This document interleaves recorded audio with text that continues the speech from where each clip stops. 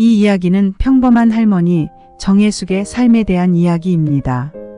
정혜숙 할머니는 60년 동안 친구였던 이경자 할머니와의 특별한 우정을 통해 많은 것을 경험하고 배운 사람입니다. 그들의 우정은 서로의 삶에 큰 의미가 있었고 오랜 세월 동안 함께했던 그 기억들은 지금도 여전히 마음속에 남아 있습니다. 혜숙과 경자는 같은 동네에서 태어나고 자랐습니다. 두 사람은 마치 한 가족처럼 가까웠고 함께 학교에 다니고 학교 후에는 언제나 함께 놀곤 했습니다. 어린 시절을 떠올리면 가장 기억에 남는 순간 중 하나는 동네에 큰 홍수가 났던 날입니다. 그때 경자는 혜숙의 집으로 달려와 그녀를 안전한 곳으로 데려갔습니다. 그날 밤 두 사람은 손을 꼭 잡고 잠들었고 그때부터 경자는 혜숙에게 단순한 친구 그 이상의 존재가 되었습니다. 홍수로 인해 마을이 물에 잠기고 모두가 두려워했지만 두 친구는 서로를 의지하며 끝까지 버텼던 순간이었습니다. 그날 홍수 속에서 혜숙의 가족은 거의 물에 휩쓸릴 뻔한 위기를 겪었습니다. 경자는 자신의 목숨을 걸고 혜숙의 동생을 구하기 위해 물속으로 뛰어들었습니다. 온몸이 젖은 채로 돌아온 경자의 모습은 그날 혜숙에게 영원히 잊을 수 없는 장면으로 남았습니다. 경자가 보여준 용기와 희생은 두 사람의 우정을 더욱 굳건하게 만들었고 이후로 그들은 서로를 가족이라 부르며 살아가게 되었습니다. 두 사람은 성장하면서 첫사랑의 아픔도 나누었고 서로의 결혼식에서도 기쁨의 눈물을 흘렸습니다. 아이들이 태어난 후에는 같은 동네에서 살며 서로의 자녀를 함께 키웠습니다. 슬픔과 기쁨을 모두 함께 나누며 그들은 60년이 넘는 세월을 우정을 쌓아왔습니다. 그래서 그날의 일이 더욱 아프게 다가왔습니다.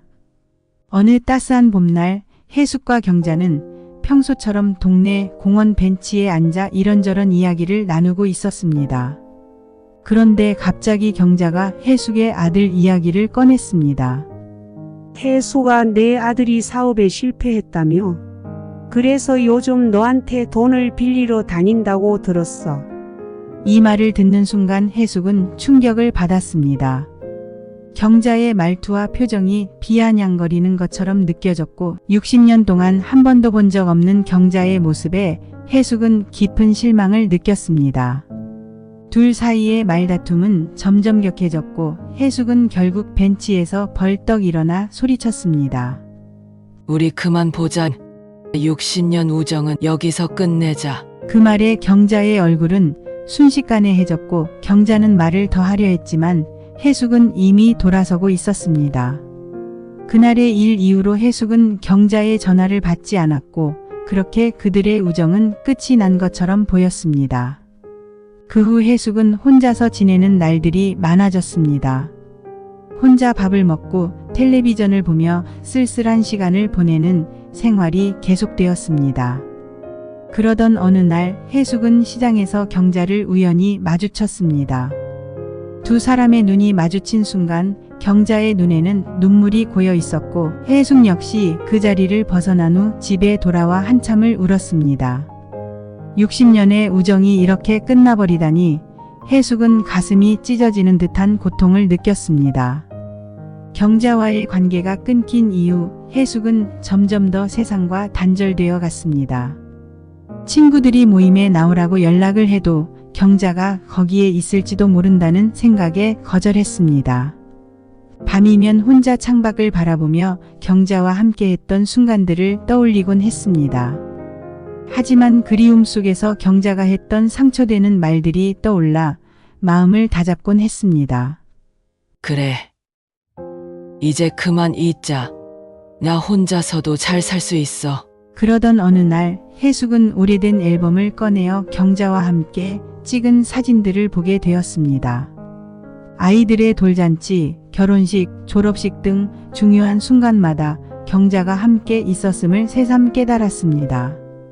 사진 속의 두 사람은 항상 함께 웃고 있었고 그때의 행복했던 순간들이 혜숙의 가슴을 울리게 했습니다.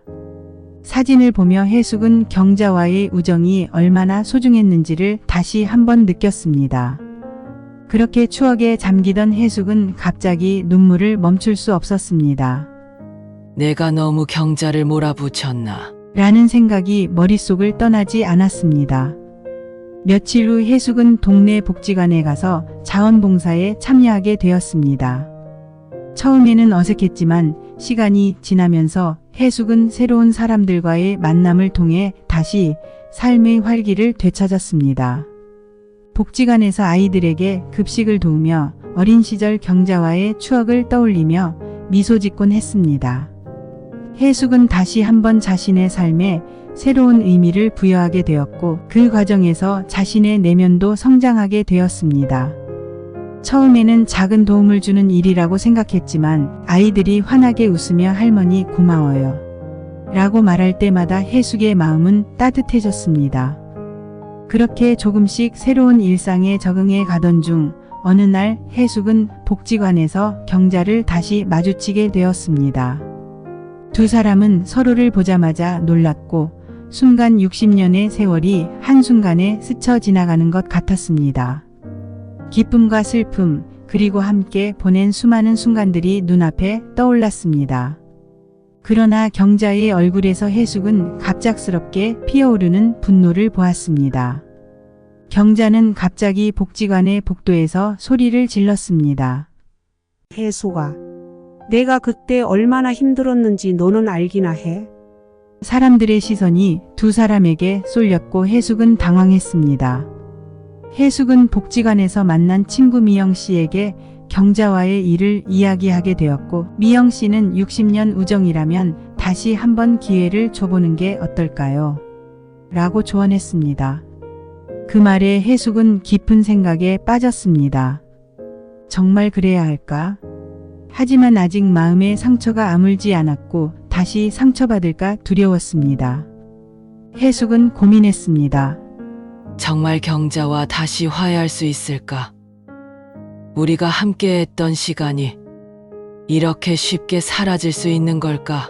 그러던 어느 날 해숙의 아들이 집에 찾아와 새로운 사업 파트너를 만났고 다시 한번 도전해보겠다고 이야기했습니다. 해숙은 아들의 눈에서 오랜만에 빛나는 열정을 보며 자신도 용기를 내기로 결심했습니다. 아들의 제안을 받아들여 노인 자문단으로 활동하며 다시 한번 자신의 인생에 의미 있는 역할을 찾게 되었습니다. 노인 자문단 활동을 통해 해숙은 다른 어르신들과 소통하며 그들의 이야기를 듣고 자신의 경험을 나누게 되었습니다. 그녀는 다시 한번 자신의 삶에 중요한 가치를 부여하게 되었고 그것은 그녀에게 큰 기쁨이 되었습니다. 그리고 어느 날 해숙은 경자의 며느리를 시장에서 만나게 되었습니다. 그녀는 남편의 사업이 망해서 힘들어하고 있었고 해숙은 경자 가족을 도와줄 수 있는 방법을 고민하게 되었습니다. 결국 해숙은 아들에게 부탁해 경자의 아들에게 일자리를 소개해 줄 수 있도록 했습니다. 비록 직접 만나지는 못했지만 이렇게라도 도움을 줄 수 있어 마음이 편해졌습니다.